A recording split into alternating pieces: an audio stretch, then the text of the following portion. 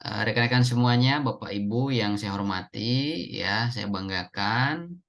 Ada nama-nama yang memang cukup sering saya lihat, saya absenkan ya di dalam LMS, di dalam siakan. Tolong ini menjadi perhatian ya di sini. Ada nama-nama tersebut gitu ya. Saya tidak akan menyebutkan satu-satunya gitu ya, satu persatu, tapi kembali lagi di pertemuan awal, kehadiran itu tanggung jawab rekan-rekan ya. Dengan apapun kesibukannya itu saya tidak bisa membantu. Kalaupun nilai saya bisa dan saya membantu. Saya bisa dan saya mau membantu. Kalau untuk apa namanya? Kalau untuk kehadiran saya tidak bisa membantu, jadi tolong diperhatikan ya.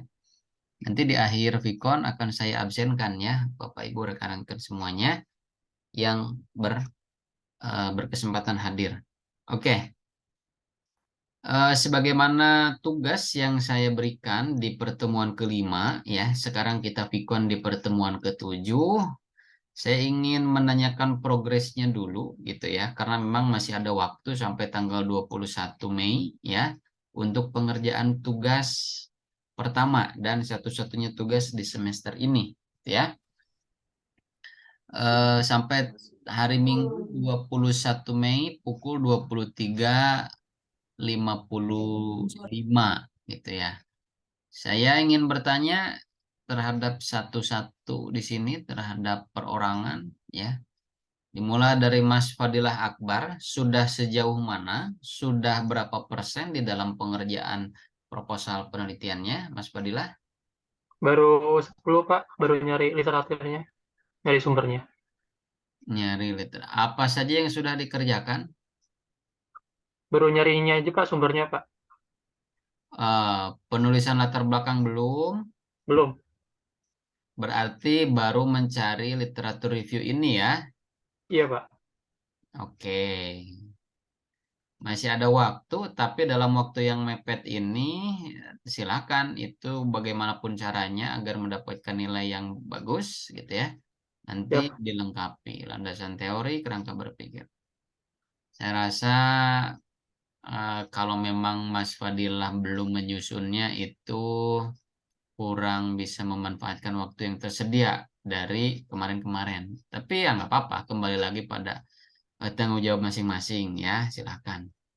Mbak Aida, sekarang Mbak Aida sudah sejauh mana? Sudah berapa persen? Kalau untuk berapa persennya mungkin sama kayak Mas Fadila ya Pak, tapi kemarin itu sempat berpikiran mau menganalisa tentang suatu fenomena yang ada di perusahaan saya sendiri Pak. Dari latar belakang sudah, cuman sumber-sumber yang sebelumnya aja yang masih dicari-cari Pak. Baru latar belakang. Berapa halaman latar belakang? Baru 2 halaman sih Pak. Oke, berarti masih ada 4 halaman lagi ya. 5 sampai 6 saya minta. Oke, rumusan masalah belum, tujuan penelitian belum. Diingat ya, 18, 19, 20, 21, 3 hari lagi. Baik Pak, insya Allah hari ini Pak, semua diiniin Pak, Siap, dimaksimalin. ya. Kemudian Mbak Purwati, gimana? Sudah sejauh mana? Apa saja yang sudah dikerjakan? Berapa persen kira-kira? Ya Pak, Hmm. baru penentuan judul, Hmm. latar belakang juga perumusan masalah lah Pak. Sama kayak Mas Fadil juga lagi cari-cari sumbernya. Judulnya apa? Saya ngambil judul, ini masih ini ya Pak, masih ada beberapa option, tapi yang sudah saya kerjakan sampai saat ini, saya mengambil judul fenomena budaya viral sebagai bentuk komunikasi baru di kalangan masyarakat. Sip, bagus. Ya, Ya, cukup menarik. Ya, bagus, bagus, bagus. ya karena Oke, saya alami juga itu Pak, yang lagi fenomena viral-viral jadi budaya bahan. viral. Coba dicari nanti ada teori, teori viral tuh ada. Mm-mm. Dicari gitu ya. Iya Pak. Bagus. Ya, cukup menarik saya dengar sekilas ya dari redaksi judulnya. Ya, terima Mudah-mudahan kasih. bisa dilanjutkan. Ya, Pak Syahid, bagaimana Pak Syahid? Silahkan. Syahid Izzuddin. Assalamualaikum Pak, mau nanya Pak, saya kan Waalaikumsalam. sebelumnya sudah pernah kuliah manajemen marketing, cuma skripsinya nggak saya kerjain waktu itu. Nah, saya bikin metode penelitian yang kali ini agak mirip ke nyimpang ke marketing, nggak apa-apa ya Pak? Nggak apa-apa, nggak apa-apa. Soalnya saya kan sebelumnya biasa mengambil tema atau topik itu sponsorship, jadi saya lagi ngambil pengaruh sponsorship ke acara webinar edukasi Pak. Kalau pengaruh itu kuanti, Pak. Kalau dari Oh redaksi harus ya. yang Kan kita, jadi kalau baiknya digantinya apa ya Pak? Kalau mau ya, ngambil tetap sponsorshipnya Pak. sponsor misalkan strategi sponsorship dalam apa? Karena ini mata kuliahnya kuali, berarti nanti datanya nanti uraian deskripsi. Oh Bapak gitu. menjelaskan strategi-strateginya apa. Kalau pengaruh itu kan nanti jawabannya berpengaruh atau tidak, cuman seperti Iya. itu.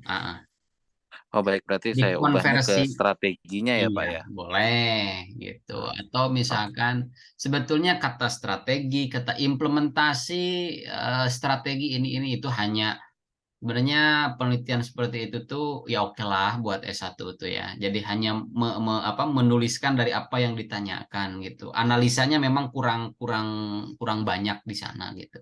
Tapi oh boleh gitu. Oke, ya. berarti saya fokusnya ke strateginya berarti ya Pak ya. Betul kalau mau pakai strategi gitu. Oke, baik. Terima kasih banyak Pak. Ya, sama-sama. Jadi dikonversi ya Bapak Ibu yang sekiranya judulnya pengaruh, dampak gitu ya. Itu yang kuantitatif menjadi judul-judul yang sifatnya kualitatif. Saya izin sebentar ya. Izin sebentar ke belakang dulu ya.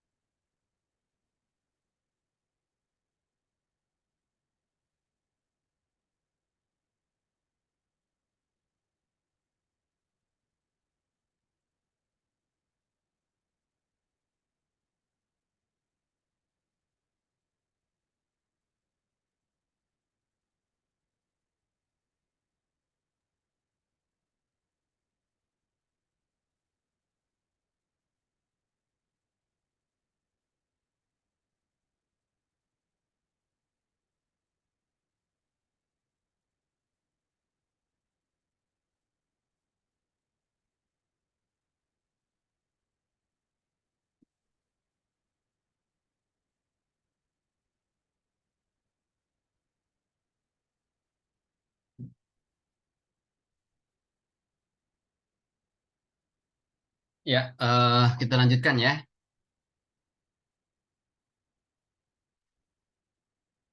Mbak Jennifer sedang ibadah.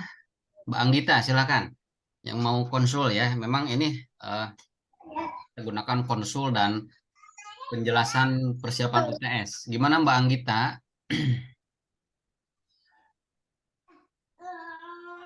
Mbak Anggita Yulinda, halo?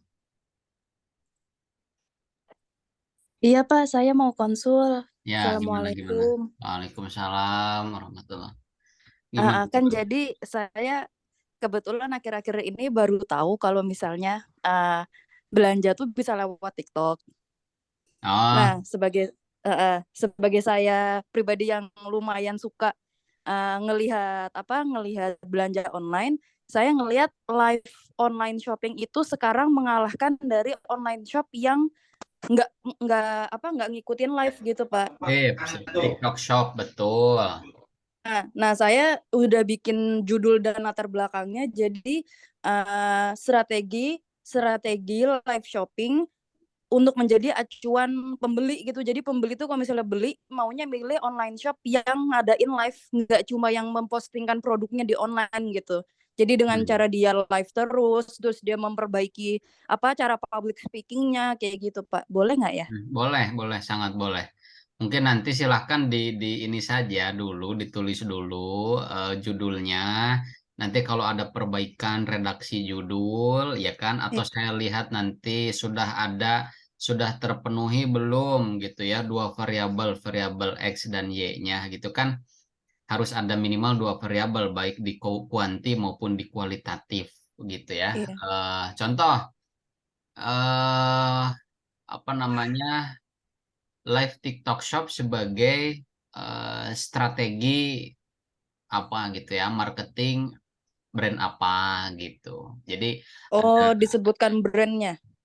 boleh gitu. Jadi Oh, oke. harus ada dua variabel. Kalau tidak mengacu pada brand, di dalam strategi menstimulus apa namanya, daya beli kalangan ibu-ibu gitu, kalangan Oh, pelajar, iya. kalangan mahasiswa. Harus ada Oh, iya. dua variabel yang memang strategi ini dalam menstimulus siapa, atau strategi ini di dalam menciptakan apa, daya jual produk apa gitu. Oh ya Pak, Gitu. baik. Boleh ya Pak berarti ya. Boleh, Tinggal boleh, boleh. dikembang. Boleh. Menarik, menarik, Baik. betul, betul, Mm-mm. menarik ya. Siap. Baik, terima kasih banyak Bagus, Pak. Bang Gita, bagus ya, terima kasih. Ya. Kemudian Mas Atfal gimana? Assalamualaikum warahmatullahi wabarakatuh, Pak Isan. Selamat pagi. Waalaikumsalam, selamat pagi Mas Atfal, gimana kira-kira? Sebelumnya mohon maaf, Pak, izin off cam Ya. karena tidak memungkinkan. Untuk tugasnya, alhamdulillah saya sudah mengumpulkan. Cuman tetap saya ingin konsultasikan apakah memang sudah sesuai dengan penelitian kualitatif atau belum. Baik. Yang saya ambil judulnya yang ini, Pak, apa? Fenomena sosial terakhir kali yang kita hadapi yaitu mengenai dampak dan persepsi masyarakat terhadap pandemi COVID. Nah, barusan Pak Isan kan bilang kalau untuk dampak dan strategi lebih tepatnya harus dikonversikan ke itu ya Pak, apa Dari kualitatif ya Pak. kuanti kuali, betul. Benar. Nah, soalnya saya juga sudah menuliskan beberapa dari sebentar Pak, saya juga membuka ini. Oke. Apa tugas saya? Dampak tuh dampak perubahan logo terhadap minat beli konsumen.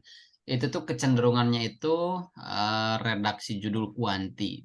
Jadi nanti di hasil akhirnya berdampak atau tidak, atau pengaruh perubahan logo gitu ya terhadap minat beli konsumen, itu ada pengaruh atau tidak. Kalau persepsi itu boleh, bisa gitu. Kita melihat seperti apa, bukan seberapa, seperti apa persepsi konsumen, seperti apa persepsi publik gitu. Cuman memang isunya memang saya harapkan yang terbaru, terupdate, yang memang itu relevan dengan kebutuhan banyak orang. Atau nggak mesti kebutuhan banyak orang sih kalau kualitatif itu. Keterbaruan isu lah gitu. Oh, soalnya saya mikirnya itu kan karena terakhir kali diminta apa namanya tinjauan pustakanya kan kurang lebih 5 itu Pak ya, untuk tinjauan pustaka. Makanya saya kayak oh iya mungkin corona kan kemarin itu juga sudah ada beberapa penelitian juga saya sudah dapatkan dari 2021, 2020 sama 2022 gitu loh. Jadi masih 5 tahun akhir gitu Pak. Jadi kalau semisal nanti judulnya diubah kayak faktor dan persepsi itu masih bisa dibilang kuantitatif atau sudah menuju ke kualitatif ya Pak? Kualitatif saja, nanti persepsi saja yang dibikin judulnya. Tadi apa? Oh, berarti Persepsi apa, persepsi Mas? saja.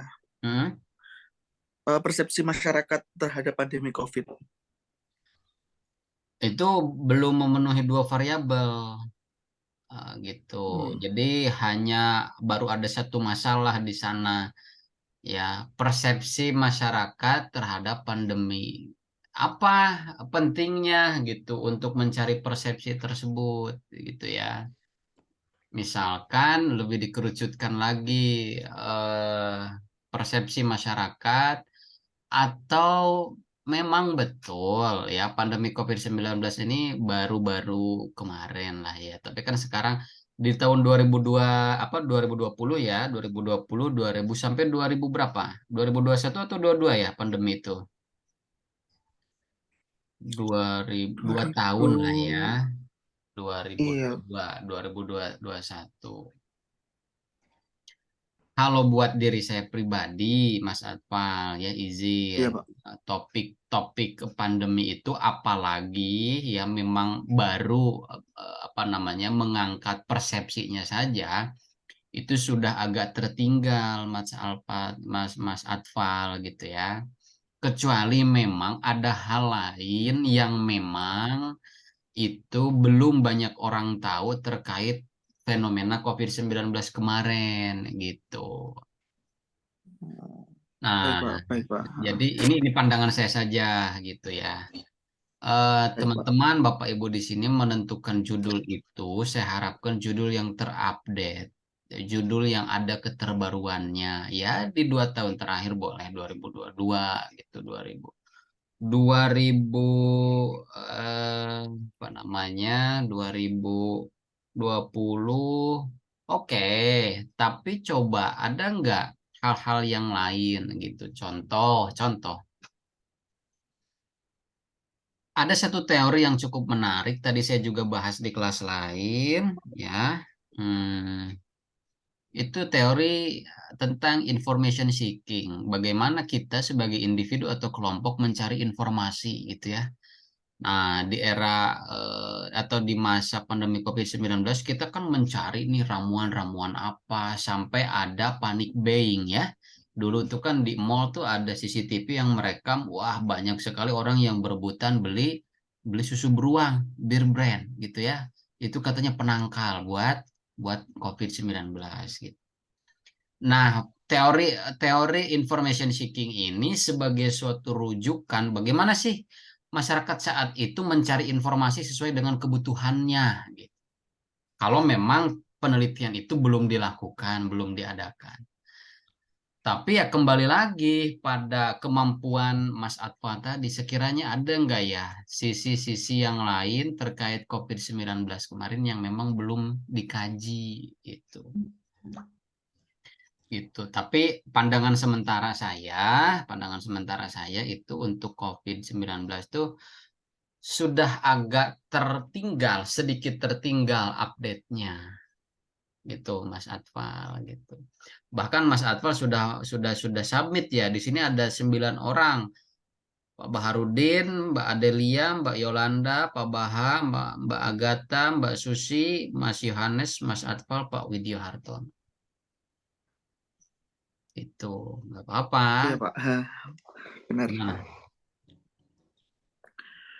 Iya Pak, berarti nanti mungkin saya akan terombak lagi, akan saya cari apa mungkin yang waktu itu belum dikaji dan bisa dikaji dengan apa kualitatif. Selain itu coba sudah ada gambaran belum Mas Atfal selain COVID lah gitu. Selain itu apa? Iya Pak, baik Pak. Nanti saya akan Oh pikirkan gitu. lagi. Iya iya iya iya. Boleh ya, boleh boleh diperbaiki atau disesuaikan lagi. Tapi memang untuk eh, apa namanya? Untuk redaksi judul kalau pakai kata persepsi itu kelihatan kualitatifnya gitu. Jangan dicampur adukan dampak dan persepsi. Dampak ini terhadap persepsi itu bisa-bisa saja, tapi nanti bagaimana mengemas redaksinya supaya tidak terkesan kuantitatif. Ya, boleh Bapak Ibu rekan-rekan konsultasi ke saya, lebih amannya itu di grup saja gitu ya. Pak, saya punya ini nggak apa-apa teman-teman yang lain jadi tahu judulnya, tahu permasalahan. Khawatirnya gitu ya, khawatirnya ketika teman-teman chat ke saya secara pribadi, saya pasti balas, saya pasti buka, tapi nggak tahu kapan gitu ya. Gitu loh, saya urutkan dari yang paling bawah, yang paling duluan gitu.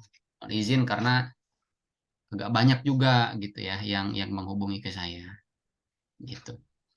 Baik, sementara itu, kemudian yang lain, Mbak Nidaul Husna, gimana progresnya? Sudah berapa persen pengerjaan tugasnya? Ya, Pak Isan, sebelumnya selamat pagi. Selamat pagi. Rekan-rekan semua. Mohon maaf off cam Pak Isan karena tidak memungkinkan. Ya. progres saya sudah sampai pada penyusunan daftar pustaka, Pak. Mantap. Berarti 90% lah ya, 95 bahkan. Ya, insya Allah hari ini kalau memang ini nanti memungkinkan kita submit gitu. Siap. Judulnya apa? Ya, untuk judulnya sebentar. Untuk judulnya itu saya mengambil kepuasan masyarakat terhadap kepemimpinan perempuan dan nantinya sebagai refleksi ke pemilu 2024 nanti, Pak, terhadap partisipasi perempuan, partisipasi memilih kandidat perempuan di pemilu 2024 itu. Misenya itu. Sebenarnya kalau penelitian kualitatifnya kepuasan masyarakat terhadap kinerja kepala desa perempuan. Tapi untuk pembaruannya, bagaimana hasil penelitian atau sudut pandang dari penelitian itu bisa menggambarkan partisipasi perempuan dalam memilih ataupun dalam mencalonkan diri dalam kontestasi 2024. Sebentar, judul Mbak Nidaul itu apa? Sekali lagi diulangi, kepuasan.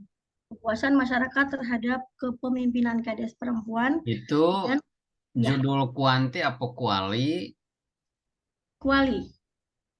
Yang benar. Mohon masukannya Pak Ihsan. Ya, mumpung belum submit ya. Kalau ada kata terhadap itu menandakan sebab akibat gitu ya, dasain dasolen gitu. Kepuasan terhadap kurang lebih nanti ya pertanyaan jawabannya itu tidak puas ya, kurang puas, puas, sangat puas gitu. Berarti kalau kita lihat dari redaksi itu kuantitatif judulnya. Kalau ada kata terhadap itu kuantitatif. Ada sebab akibat gitu ya yang menghubungkan. Jadi kalau redaksi kualitatif tidak seperti itu. Tidak mencari hubungan. Ya, tidak mencari hubungan.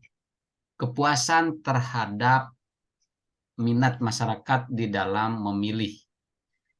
Kalau puas gimana, tidak puas gimana, atau sangat puas gimana. Jawabannya itu antara puas, tidak puas, sangat puas. Kualitatif itu menjabarkan, menggambarkan, menguraikan, dideskripsikan, atau dinarasikan gitu ya. Gitu. Jadi itu menurut saya harus dirubah. Karena ketika saya mendengar itu bukan penelitian kualitatif. Mungkin redaksi judulnya dirubah, disesuaikan dengan redaksi kualitatif. Nanti Mbak Nidaul menyesuaikan ke bawahnya gitu ya, menyesuaikan kualitatif metodenya seperti kan ada template-nya di sini, latar belakang 5 rumusan masalah, manfaat tinjauan pustakanya ini harus ada 5 tahun terakhir, landasan teori kerangka berpikir, metode penelitian, jenis penelitian ya, subjek objek penelitian dan lain sebagainya. Baik, Pak. Sementara catatannya itu dulu karena tidak yang konsultasi di sini tidak melampirkan atau kalau boleh sebetulnya kalau mau share screen di sini ya. Share screen di Vicon kita. Boleh Pak saya izin share screen gitu nggak apa-apa. Karena materi dari pertemuan 5, 6, 7 sudah saya jelaskan kan ya di pertemuan kelima. Jadi sifatnya ini konsultasi dan nanti gambaran soal UTS-nya seperti apa. Sementara judul Mbak Nidaul harus dirubah. Baik Pak, untuk redaksi judulnya nanti kita perbaiki. Siap. Penelitian kualitatif. Makasih Pak Ihsan. Siap, sama-sama ya. Kalau mencantumkan di sini, mencantumkan literatur review, boleh kuali, boleh kuanti, bebas saja. Tinggal nanti yang ditulis perbedaannya, oh penelitian ini menggunakan metode kuanti, sementara penelitian yang akan dilakukan menggunakan kuali, boleh. Gitu. Tapi dilihat dari kesamaan, ya, kemiripan rencana judul penelitian. Oke, saya buka chat dulu.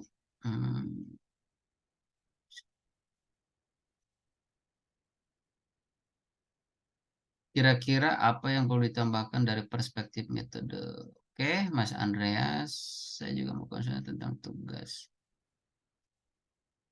Pak Isan, mohon maaf saya tidak masih mungkin mata kuliah stakeholders. Saya kira ini mata kuliah. Oke, stakeholders mapping besok ya. Oke, saya coba buka ya yang Mas Andreas.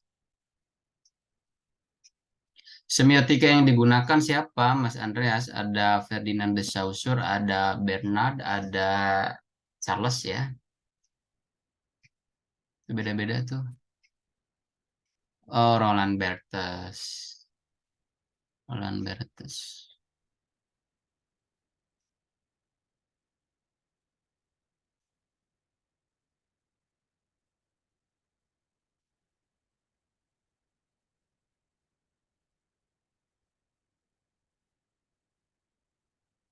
Ini sudah submit ya?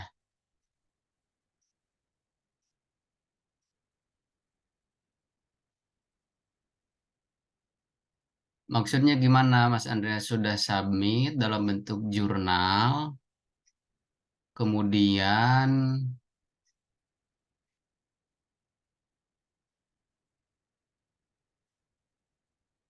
ini jadinya itu ya sama Bu Ocha ya. Publishnya.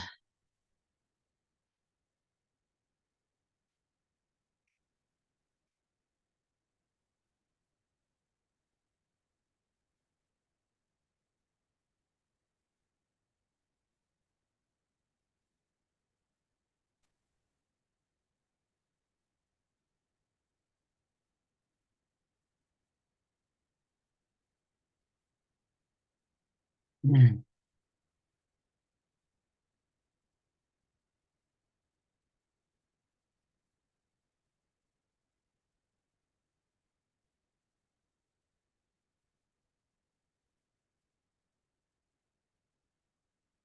Representasi peran suami dalam dari segi teknis dulu ya. Kata dalam tuh penghubung ya. Jadi tidak diawali dengan apa huruf kapital ya seperti dalam dan gitu ya. Tetapi itu secara teknis yang kelihatannya dulu gitu ya. Dalam serial web drama My Lecture My Husband gitu ya, produksi MD Entertainment. My Lecture My Husband merupakan sebuah oke.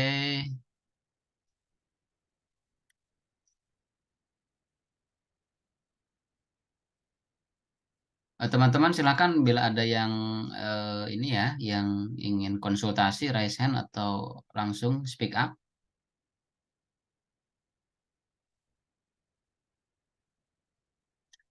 Karena ada beberapa perbedaan ya. Kalau Ferdinand, sorry, siapa tadi saya katakan ini kan Mas Andreas pakai Roland ini ya, Roland Barthes tuh, terus tadi ada itu ada dua istilah ya, ada signifier dan signified ya. Gitu. Jadi ada tanda dan penanda, sama-sama berbicara tentang itu sih. Tapi dari beberapa tokoh, tiga tokoh ini, gitu ya, untuk semiotika itu memiliki perbedaannya. Kalau apa namanya Ferdinand de Saussure itu menitik beratkan pada semiologi ya, pada aspek bahasa gitu ya. Seperti tanda, tandanya apa, penandanya apa, ya. Kemudian eh, signifier itu petanda, signified, signified itu penanda, petanda dan penanda.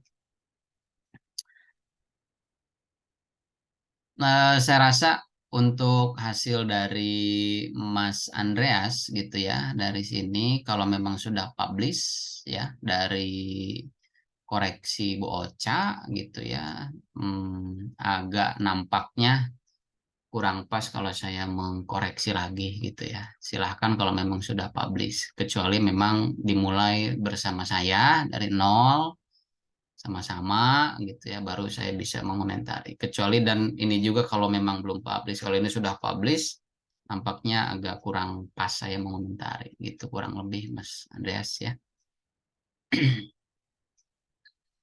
Silakan yang lainnya, saya ingin tanya ke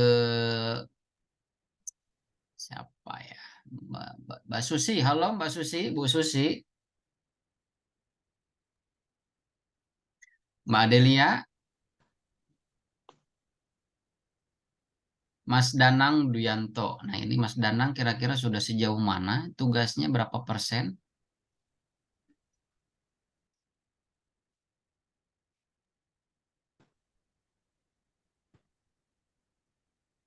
Mbak Melani. Halo. Halo, selamat pagi Pak. Mohon Ya, maaf ya tidak bisa on cam karena oke. situasinya tidak memungkinkan. Saya mau sedikit konsultasi Gimana? untuk judulnya pengaruh affiliates program dalam persepsi perkembangan ekonomi generasi milenial. Itu apakah sudah termasuk kualitatif, Pak? Kalau ada kata pengaruh, itu sebab akibat, ada hubungan gitu ya. Itu kuanti, Mbak Melani. Kuanti. Silahkan dirubah redaksinya, menghilangkan kata pengaruh ya, menghilangkan kata dampak atau menghilangkan kata terhadap gitu. Gitu. Tadi apa? Coba diulangi. Pengaruh affiliates program dalam persepsi perkembangan ekonomi generasi milenial. Dalam persepsi ya, coba nanti yang dikembangkannya itu persepsi gitu. Bagaimana persepsi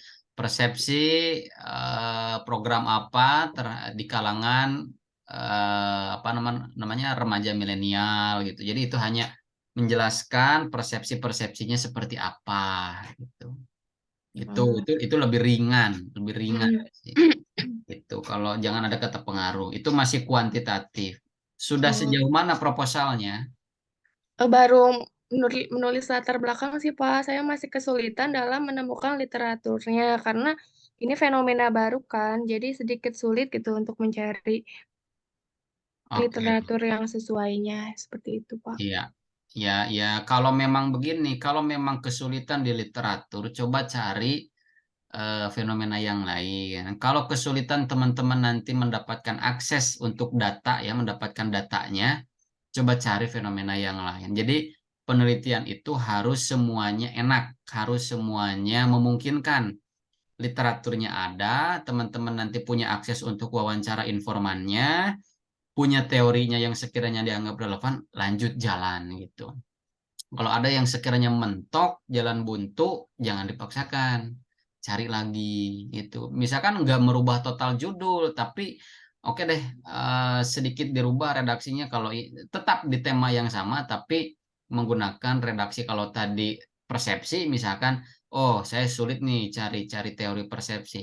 Ya sudah, pola komunikasi atau strategi yang ada teorinya yang kita bisa mengakses. Ya, Mbak Melani ya. Baik Pak, terima kasih banyak Pak. Ya, sama-sama. Pak Ali Iskandar, bagaimana progresnya? Sudah sejauh mana tugasnya? Siapa? Mohon maaf Pak, Ya. Saya sebenarnya belum ngapa-ngapain Pak, karena lagi ada musibah juga, jadi belum ngapa-ngapain. Tapi bayangannya sudah ada. Bayangannya sudah ada. Strategi humas Kementerian bla bla bla dalam mensosialisasikan aplikasi bla bla bla gitu. Ya, Saya itu nggak sudah sebutkan itunya dulu. masuk kualitatif. Contoh judul yang sangat umum ya, Mas Ali Iskandar. Karena kebetulan saya juga di situ Pak, jadi sebagai humas akan lebih mudah. Oke. Ya, walaupun nggak sebagai humas, aksesnya mudah. Strategi humas di dalam bla bla bla bla. Oke. Ya, tinggal langsung disusun ya, Mas Ali, gitu, Bapak Ibu semuanya. Saya harapkan tidak copy paste ya, walaupun ini 3 hari lagi. Siap. Kemudian Mas Danang Arjuna, gimana progresnya? Iya Pak, Assalamualaikum warahmatullahi wabarakatuh. Selamat pagi Pak Ihsan. Ya, waalaikumsalam. Untuk progres saya sendiri, ya insya Allah kemarin sudah hampir selesai, bahkan juga bisa disebut bisa diselesaikan, bisa disebut sudah selesai. Namun saya hari ini baru sadar ketika lihat sih, sebenarnya dari kemarin ngelihat yang literatur review itu kan 5 tahun terakhir, yaitu dari 2016 sampai 2022. Nah, sedangkan ternyata saya itu ada beberapa yang nyari itu lebih lama daripada 2018. Kebanyakan dapatnya itu 2017 Pak, yang apa ya, yang samalah dengan penelitian yang saya lakukan. Namun tetap ada yang dari rentang 2018 sampai 2022. Yang paling ya, yang kebanyakan sih 2017 2016 gitu gimana Pak? Saya kemarin nyari-nyari juga yang 2018 2022 tuh agak susah nyarinya tahun segitu. Tapi ada nemu Judulnya beberapa. apa, Mas Danang? Oh, yang tadi Ju- Humas. Bukan, judulnya Pandangan Visual Desain Grafis dari Perspektif Generasi X. Gimana? Pandangan Visual Desain Grafis dari Perspektif Generasi X.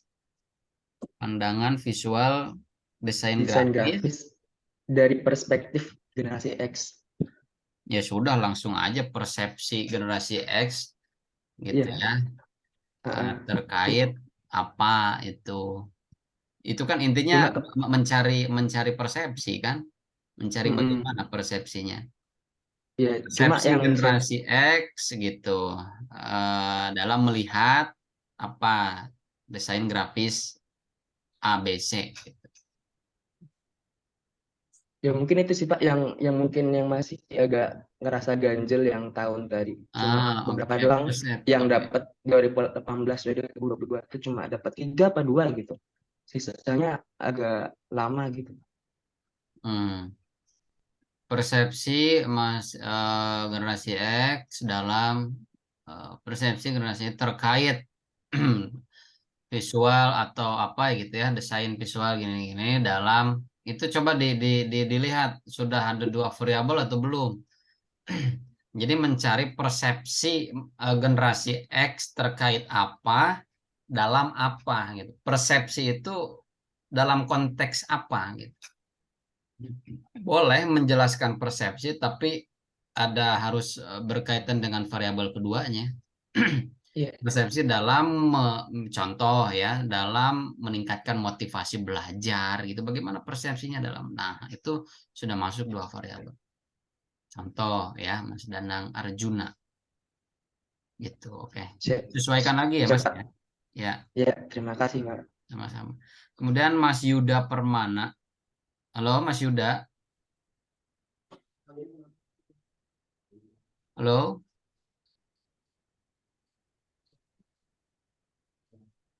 Nggak ada suaranya ya.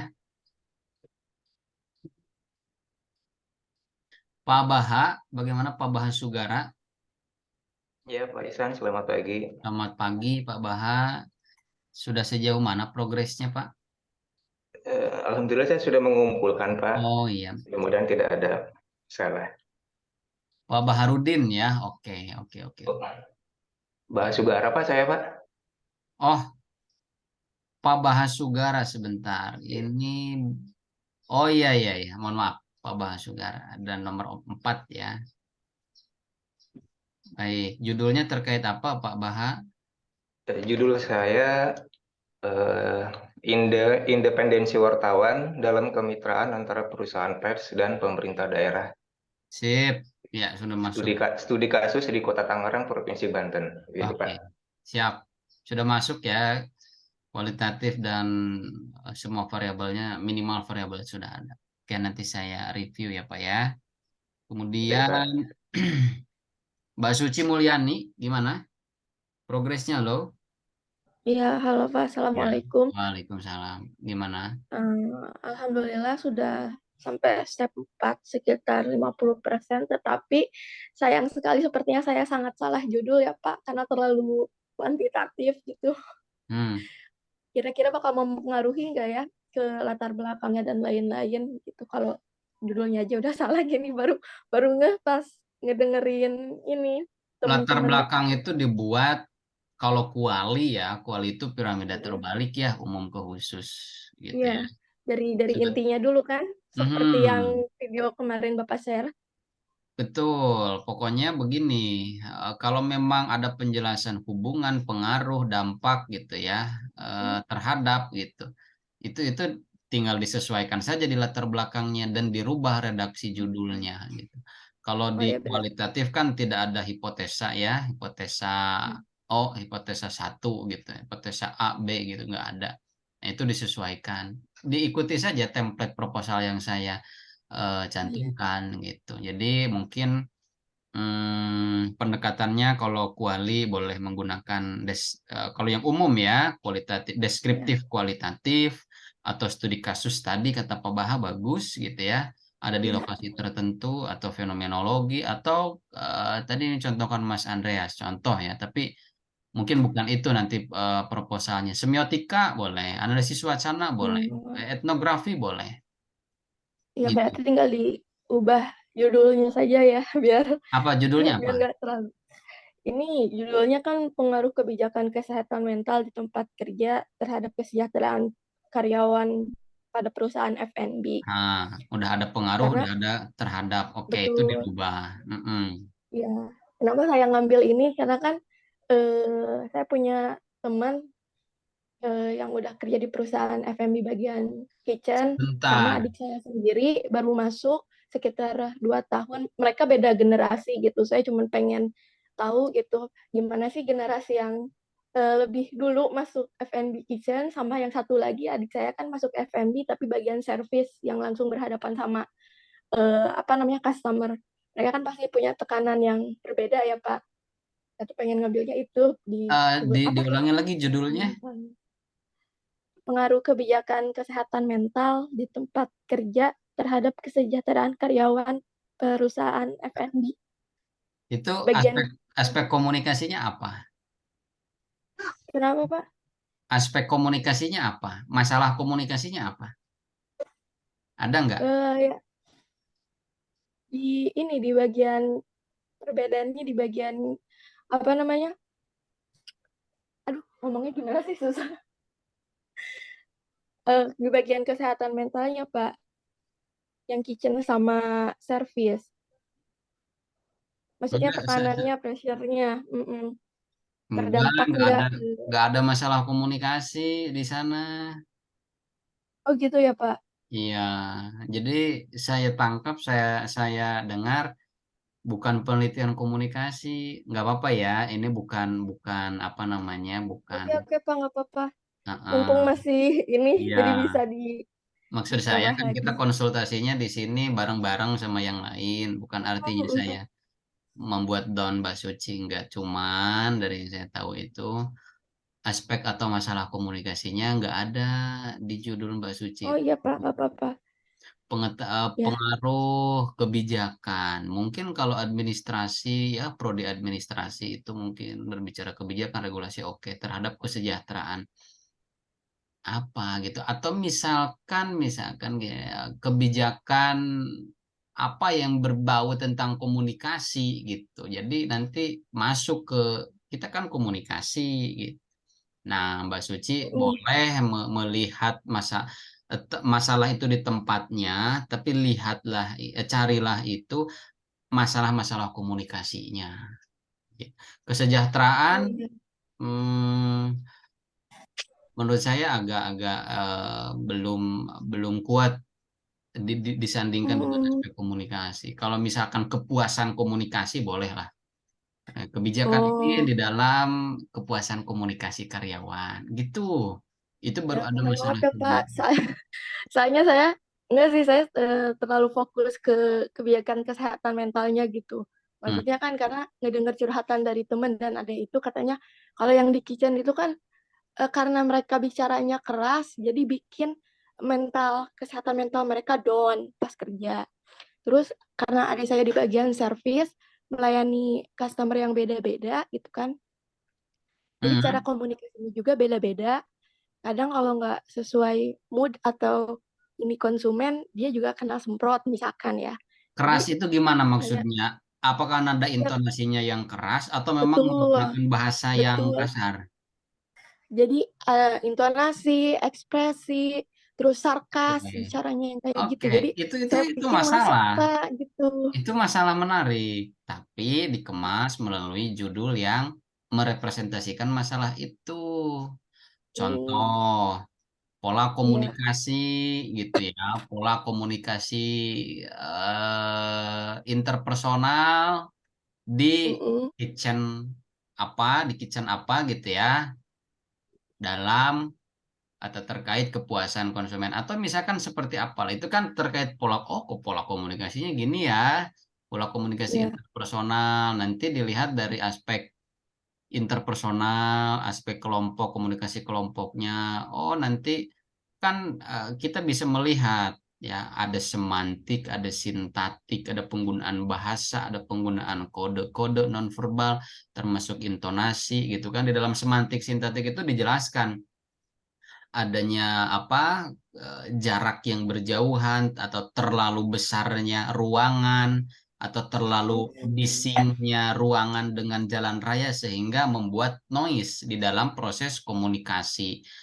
Mungkin kenapa di kitchen itu orang-orangnya berbicara sangat tinggi nadanya karena memang terkalahkan dengan suara goreng ya, menggoreng, suara api, suara kompor, suara oven. Nah, lalu bagaimana terkait kesehatan mental itu? Pola komunikasi interpersonal, kalau mau pola komunikasi interpersonal.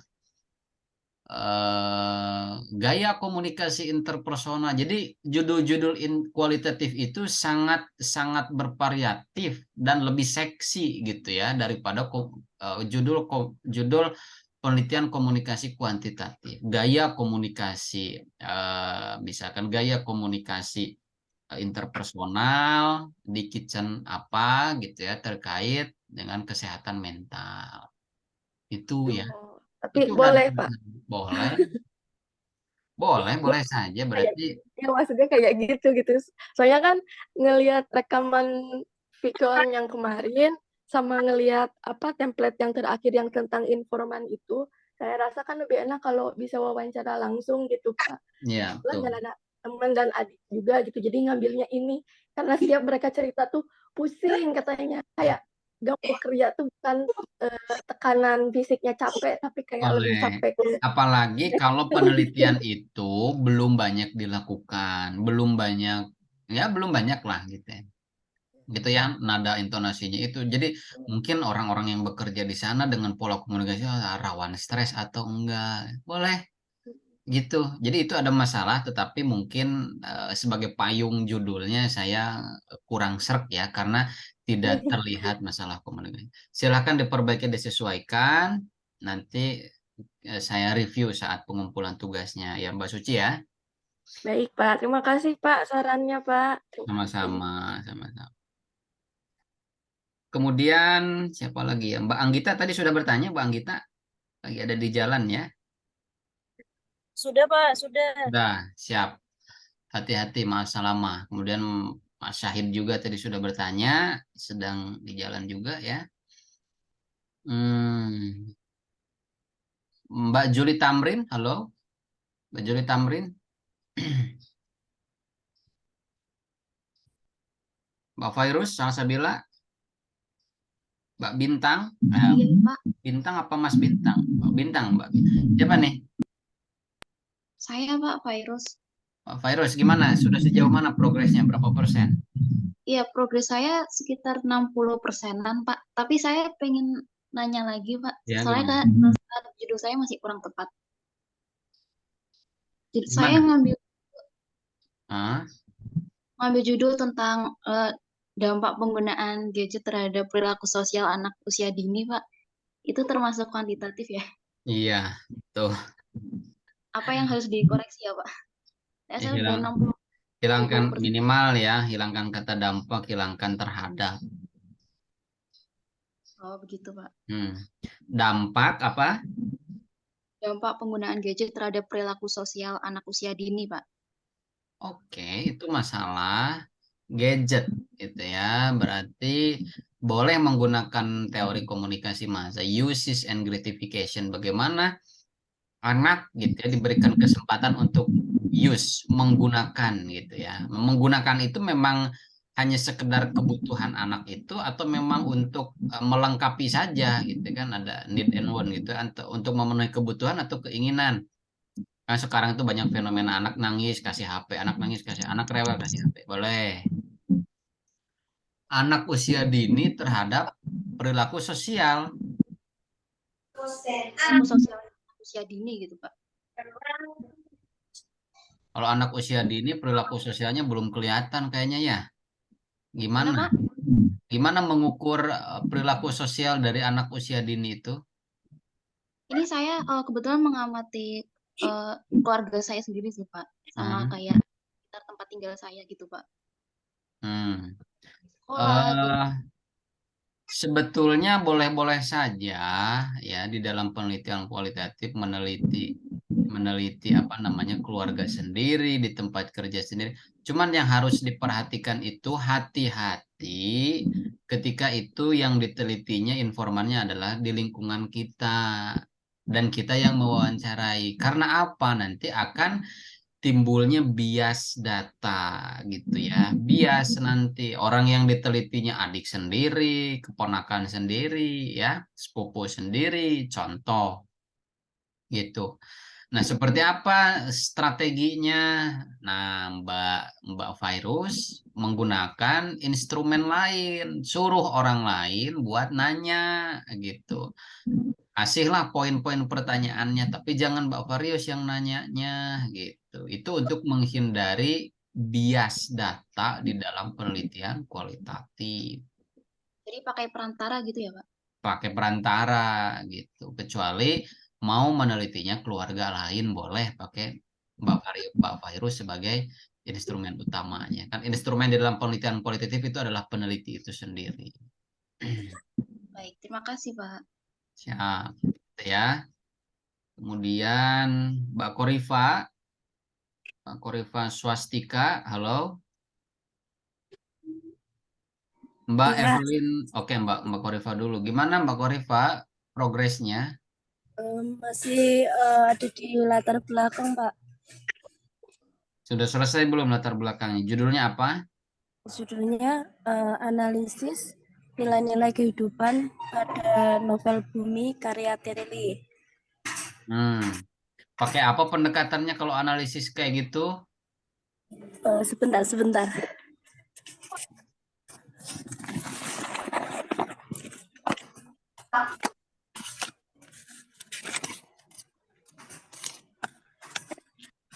Boleh kalau misalkan mencari tanda-tandanya itu boleh menggunakan semiotika, boleh menggunakan analisis narasi, cerita-cerita, gitu kan sudah dipelajari ya?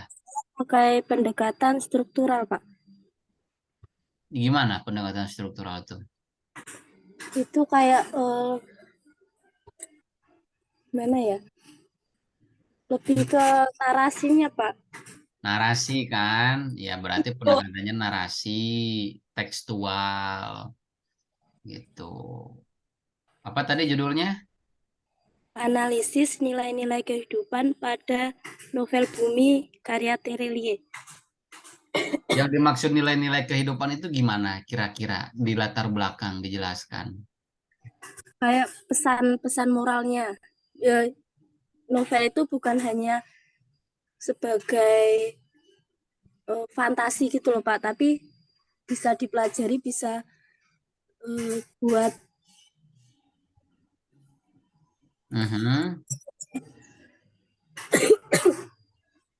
bisa buat pelajaran di kehidupan nyata gitu. Atau yang lebih dikerucutkan lagi misalkan analisis apa ya? Analisis apa namanya? Maskulinitas contoh atau analisis feminitas gitu ya. Di dalam novel apa gitu. Jadi seperti apa? Apakah memang ada diskriminasi perempuan, diskriminasi gender gitu? Itu boleh kayak gitu. Ya boleh-boleh saja ya nilai-nilai kehidupan. Cuman di dalam penelitian kualitatif itu harus lebih spesifik gitu ya. Semakin spesifik dan semakin mengerucut itu semakin akan lebih memperjelas dan mempermudah proses penelitian nanti. Ya, Mbak siapa ini? Mbak Korifa ya? Ya, Pak. Nah, gitu Mbak Korifa.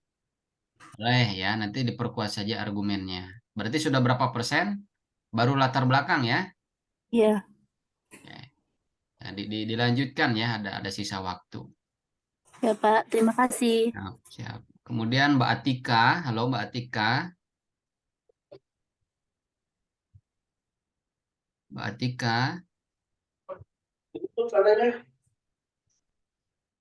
Mbak Pak Mustafa tadi sudah ya Pak Mustafa atau belum? Belum, Pak. Belum ya. Izin Pak, bagaimana progresnya dan judulnya apa Pak? Saya kemarin, saya judulnya nih Pak, strategi komunikasi sales merchandising Nestle di toko dalam upaya meningkatkan kepuasan konsumen. Oke. Bagaimana Pak? Apa tadi strategi komunikasi? Sales merchandising Nestle di toko dalam upaya meningkatkan kepuasan konsumen. Sip, bisa. Sudah berapa persen proposalnya? Ya. Boleh, bisa itu. Baru latar belakang Pak. Latar belakang. Disegerakan ya, Pak Mustafa ya. Ya, baik Pak. Itu judulnya sudah masuk, ya sudah bisa dilanjutkan. Oke, selanjutnya baik. Mbak Evelyn Viviani, halo. Mungkin ya, silakan. Mas Bintang, ini Mbak Bintang adalah Rosa ya, mudah-mudahan saya tidak salah mau manggil. Mbak Bintang kayaknya ya, bukan Mas Bintang, adalah Rosa. Halo. Mbak Adelia Putri, ya. Mbak Adelia gimana? Belum ditanya ya. Mbak Adelia Putri silahkan di unmute dulu gimana? Suaranya kecil ya? Kecil suaranya.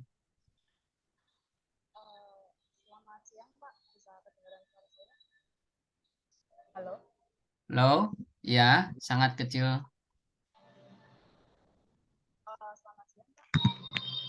Halo. Ya. Pak Isan, izin bertanya Pak mengenai perbedaan saya. Kebetulan kan saya udah sakit Pak, tapi Gak kedengeran kalau saya Mbak Adelia. Boleh di chat deh kalau gitu, mungkin lagi di perjalanan atau lagi kendala ya.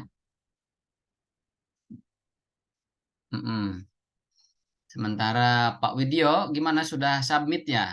Sudah submit? Sudah Pak. Terima kasih. Judulnya Pak, kurang lebih apa? Judulnya apa sih kemarin? Lupa Pak. Siap. Kalau sudah submit, oke lah. Nggak apa-apa kalau lupa, kalau udah submit. Nanti saya periksa Pak ya. Peran media sosial dalam apa itu? Peran media sosial boleh. Dalam apa itu variabel kedua boleh. Ya. Ya, peran media sosial.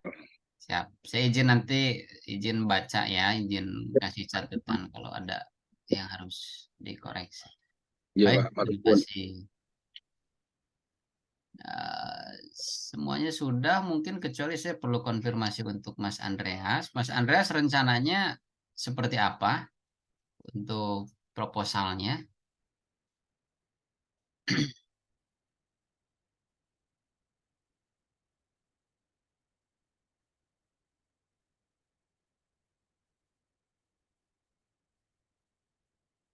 Penggunaan media sosial sebagai strategi komunikasi pemasaran drama production organization untuk pelaksanaan.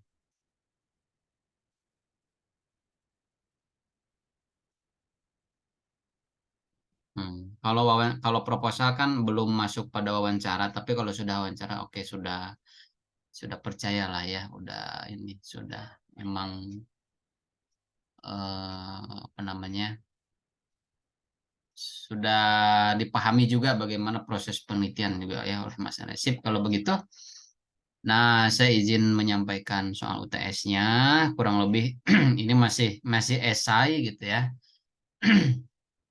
Tapi tidak sekedar esai, saya minta teman-teman Bapak Ibu memberikan argumen atau analisa ya di dalam menjawab soal ujian. Ada 10 soal di sini ya, silakan dibaca lagi, dibuka lagi dari pertemuan awal sampai akhir.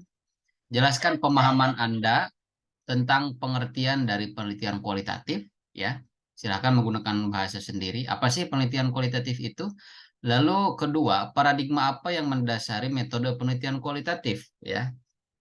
Ada 3 paradigma, ya. Pertama positivistik, kedua konstruktivistik, ketiga paradigma kritis, ya. Ada 3 paradigma. Nah, silakan diingat-ingat lagi, dipelajari lagi paradigma yang mana yang mendasari metode penelitian kualitatif. Ketiga, apa perbedaan mendasar antara penelitian kualitatif dan kuanti? Silakan dijelaskan butir-butirnya, perbedaan mendasarnya seperti apa. Keempat, apakah desain dari penelitian kualitatif bersifat kaku, ya, dalam tanda kurung tidak dapat diubah, atau fleksibel menyesuaikan temuan fakta saat penelitian berlangsung? Jelaskan, kualitatif itu kaku atau fleksibel? Kalau kaku itu harus jadi sebelum ke lapangan, kalau fleksibel itu saat di lapangan itu dapat berubah. Kelima, jelaskan apa perbedaan studi kasus dan etnografi. Ya, kalau etnografi melihat segala sesuatu yang cukup unik, misalkan ya berdasarkan budaya. Kalau studi kasus melihat segala sesuatu yang cukup unik berdasarkan apa, gitu. Itu perbedaannya. Ini karena studi kasus dan etnografi itu memiliki kemiripan yang cukup tipis.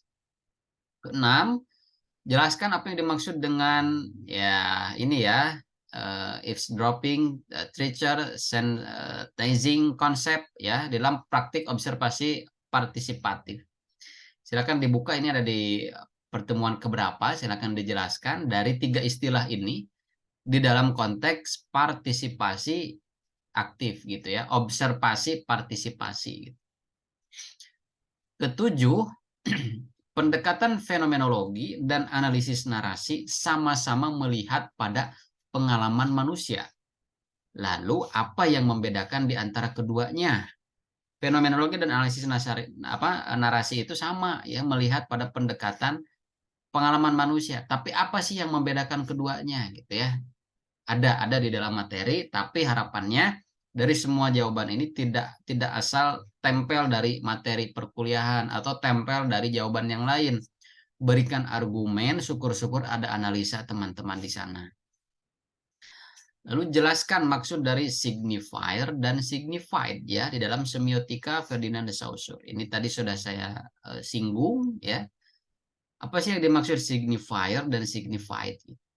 Kesembilan, apa fungsi dari kajian pustaka? Ini di pertemuan ke-6 ya, kajian pustaka. Kajian pustaka di pertemuan keberapa ya? Atau literatur review, kajian pustaka ya, betul di pertemuan ke-6. Kemudian ke-10, masalah dalam suatu penelitian merupakan hal mendasar yang sangat penting. Terdapat 3 kategori masalah dalam suatu penelitian, yaitu masalah deskriptif, masalah komparatif, dan masalah asosiatif. Jelaskan masing-masing dari kategori tersebut. Dan jenis masalah yang mana yang dapat dikaji melalui penelitian kualitatif. Tidak semua jenis masalah itu dapat dijelaskan melalui metode penelitian kualitatif ya. Ada deskriptif, komparatif, dan asosiatif. Nah, yang dapat dijelaskan melalui pendekatan kualitatif itu masalah yang mana? Ada yang ingin ditanyakan untuk mengerjakan UTS? UTS saya share soalnya mulai hari Senin minggu depan dari tanggal 22 sampai tanggal 4 Juni. Kurang lebih 2 minggu ya. Dikerjakan pada lembar jawaban di lembar kedua ya. Silahkan digunakan. Ada yang ingin ditanyakan? Saya rasa semua acuan jawabannya ada di dalam materi perkuliahan, tinggal yang saya ingin lihat itu improve-nya, baik argumen maupun analisa. Ya, kurang lebih begitu. Ada yang ingin ditanyakan? Kalau tidak, saya izin absenkan ya, untuk Vicon, khususnya untuk Vicon. Saya izin sebutkan nama ya, tanpa mengurangi rasa hormat saya. Yang disebutkan namanya bilang hadir.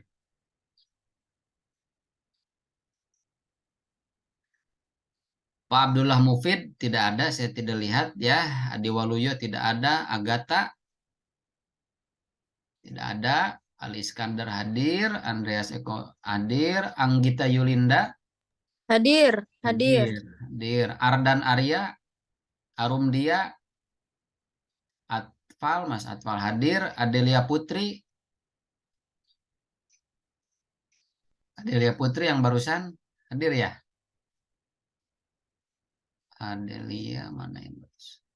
Hadir, oke, hadir ya.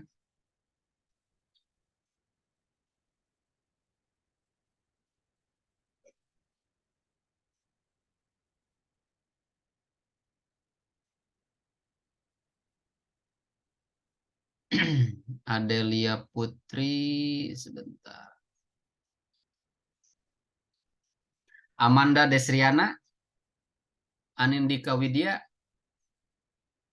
Bintang hadir, Pak Baha hadir, Pak Baharudin, Balkis, Danang Duyanto hadir ya, saya lihat. Danang Arjuna hadir, Darwansyah, Pak Darwansyah, Mbak Dedeh, Pak Dwi Retno, Pak Edi Irawan, Elizabeth Wian. Elizabeth tidak balik lagi, tadi katanya lagi di jalannya, Mbak. Evelyn Viviani, halo. Ada Pak. Oke, tadi saya belum tanya progresnya ya. Saya belum mengerjakan Pak. Oh, begitu. Dikerjakan Iya. ya. Iya Pak, makasih Pak. Iya. Febrina, Gladys, Hari Subagio, Indah Permatasari, Iin Pandra, Indra Dwi Putra.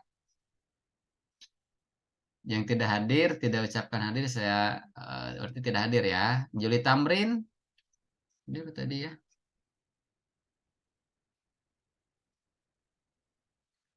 Mbak Korifa hadir tadi, Mbak Kusuma Dani nggak hadir, Leonardo nggak hadir, Muhammad Reza, Nur Aida hadir tadi ya, Mbak Nur Aida. Hadir Pak. Siap, Mbak Suci hadir, Mbak Susi. Susi Herlina belum saya tanya ya, Mbak Susi, halo. Mbak Tasya, Mbak Tika, Mbak Vicky, Pak Wawan wartawan. Hadir Pak, lagi di jalan. Siapa? Atika Pak. Mbak Tika Mutiara. Oke. Pak Widyo hadir. Mbak Wulan Indasari. Media sosial dalam era globalisasi, Pak. Halo? Ya? Judulnya peran media sosial dalam era globalisasi, Pak.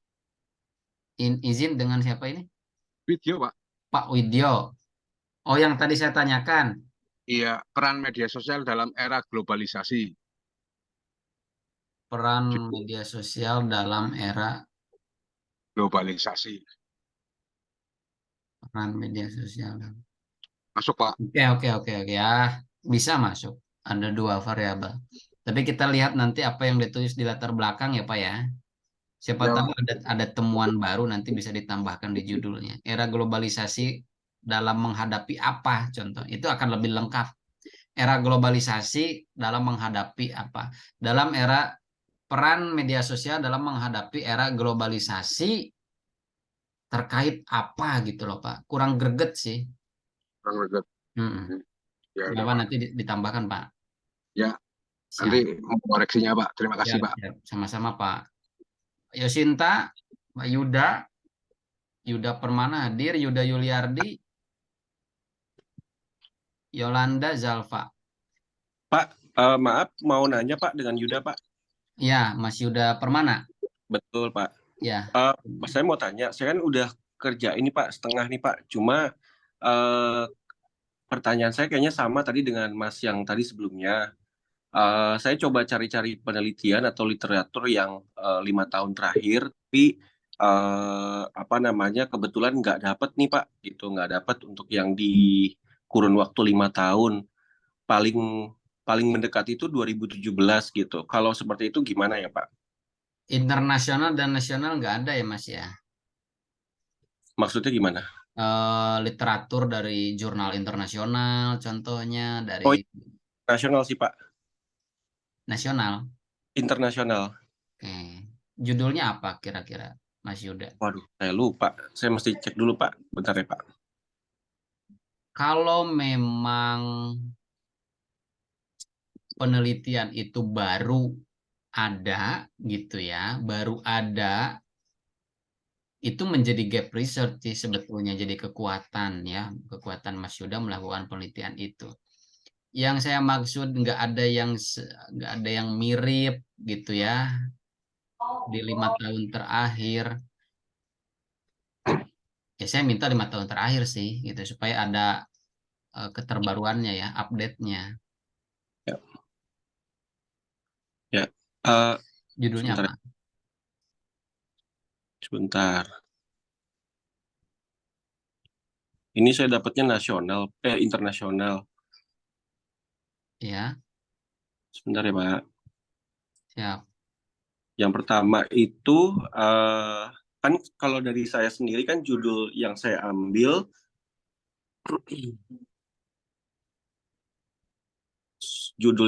saya ambil itu adalah investigasi impact dari sosial media tentang persepsi diri di antara para remaja, gitu ya Pak.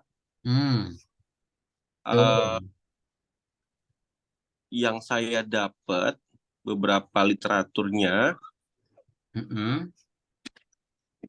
yang pertama dari Farduli Pak, Farduli sama Didrik, study research-nya itu body image and social media theories gitu.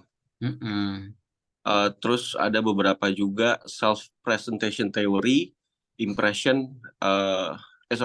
social media effect on young women's body image concerns, dan seterusnya sih Pak. Ada 5 sih yang saya coba dapat. Nah, rata-rata itu ada yang di 2016, ada satu di 2018, kayak gitu sih Pak. Karena cukup sulit untuk cari yang hampir mirip gitu, ataupun yang ada menyinggung dari bagian persepsi tentang sosial media seperti itu. Oke. Intinya saya bisa nangkep sih, penelitian Mas Yuda ini bagus ya. Investigasi apa tadi, penggunaan sosial media ya terhadap apa? Investigasi dampak sosial media terhadap persepsi diri di kalangan remaja. Hilangkan kata terhadap ya Mas ya. Ya. Hilangkan kata terhadap gitu. Bagi ya, diganti aja bagi kalangan remaja. Ya. Oke, Pak. Kalau kita terhadap itu kecenderungannya itu ciri khas dari kuantitatif, dampak juga gitu ya, atau apapun lah. Kalau memang ada kata dampak yang memang itu tidak, sebetulnya kuanti bisa dampaknya, tapi kata terhadap itu diantisipasi kata terhadap itu. Oke. Kalau mau dilihat juga dari referensi nasional itu, contohnya jangan mencari kata-kata yang sama kalau misalkan investigasi.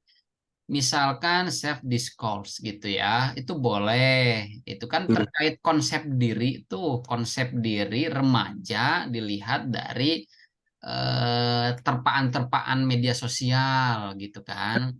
Boleh misalkan konsep diri Johari Windows siapa. Jadi yang ada simpangan-simpangan, ada irisan-irisannya antara remaja dengan sosial media gitu. Tidak mesti harus sama judulnya, tetapi substansinya sama gitu. Kalau misalkan Mas Yuda ini kekeh pengen kayaknya bagus nih yang dari luar negeri gitu, ya saya bolehkan untuk ngambil di 2016-17 gitu. Begitupun yang lain ya, Bapak Ibu yang lain. Kalau yang memang sekiranya sulit gitu, sulit dan memang itu dirasa cukup urgent gitu ya, si landasan atau pijakan state of the art itu ya, apa namanya, tinjauan pustaka. Bagus ya, investigasi itu sih intinya adalah konsep diri gitu ya, menggali konsep diri berdasarkan paparan-paparan sosial media gitu kan, kurang lebih ya Mas Yuda ya. Ya betul Pak, betul ya. Jadi menginvestigasi paparan sosial media yang jadinya remaja tuh cenderung untuk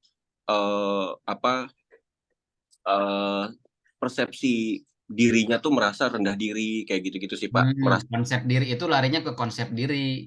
betul karena dia terlalu banyak dipaparkan bentuk-bentuk di sosial media tuh dalam bentuknya kesempurnaan gitu loh Pak. Jadi mereka orang yang remaja-remaja yang mempunyai fisik yang tidak sempurna maupun tidak memiliki harta atau kekayaan yang seperti di sosial media, itu mereka cenderungnya seperti apa kayak gitu sih Pak.